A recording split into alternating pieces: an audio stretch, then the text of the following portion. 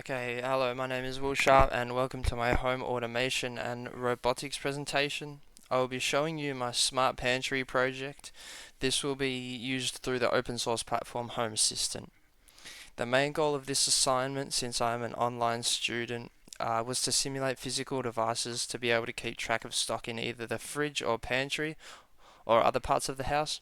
I wanted to do something similar to a smart fridge, as ever since the first or second lecture, when the convener mentioned a smart fridge, which could order, click and collect or delivery autonomously, it has fascinated me since then.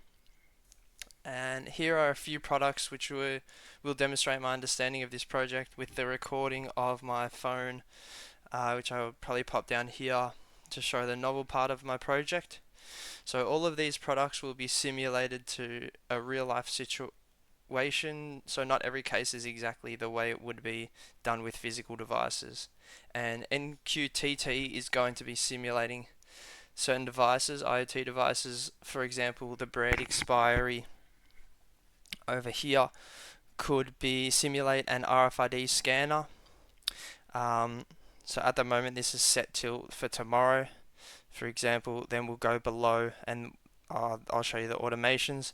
This eggs count is above the threshold. These are the thresholds.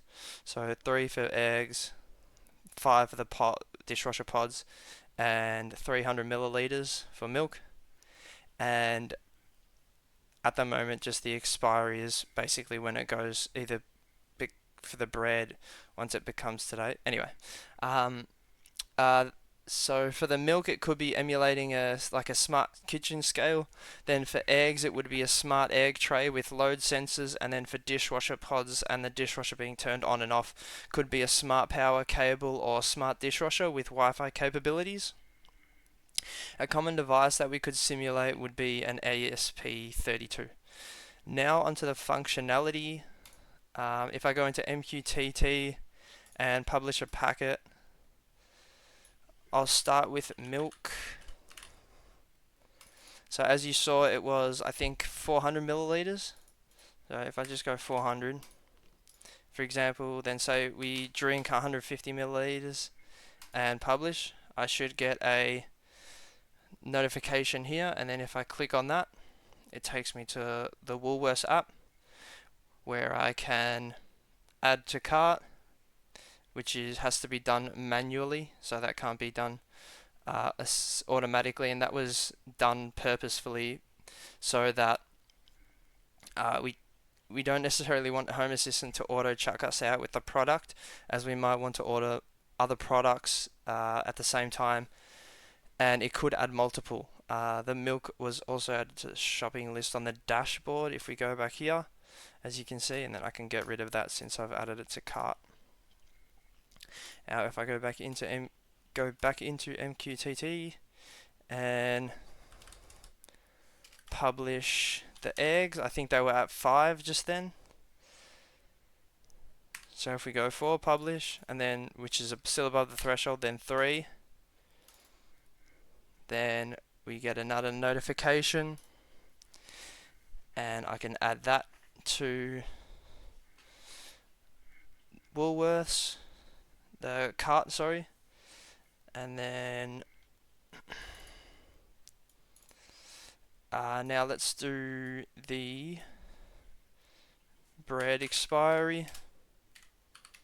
Now this is different since this product is based off date expiry, so it tells us when it has expired. So for this flow, I will publish the date.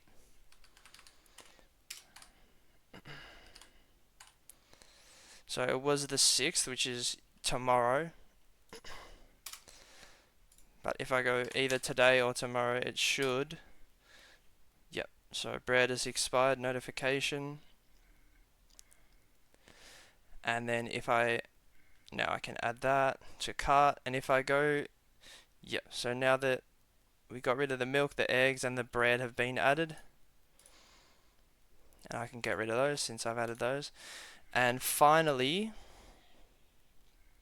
for the dishwasher pods, I just have a on and off notch, which simulates it was the only way I could simulate a dishwasher pod's decrementing.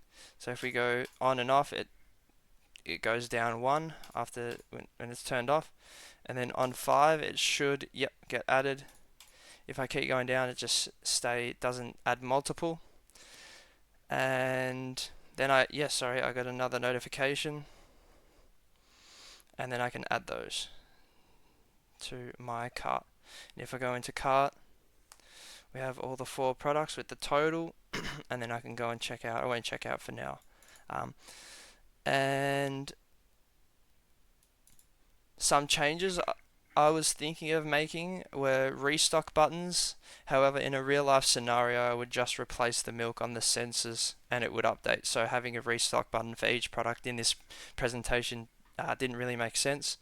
I would also have loved to implement remote access through use of a Duck DNS server. However, I did not get around to that, as Jun and Dimitri would know I had a sporting commitment this week, which affected this presentation slightly. And now I'll show my Node-RED flows for each of the products. So this is for dishwasher pods. It's just got the threshold, the current state, and then the function, so that it doesn't get added multiple times to the shopping list, and so that when it goes back above the threshold, then it gets rid of the cache. And then for milk and eggs, we have the very similar function.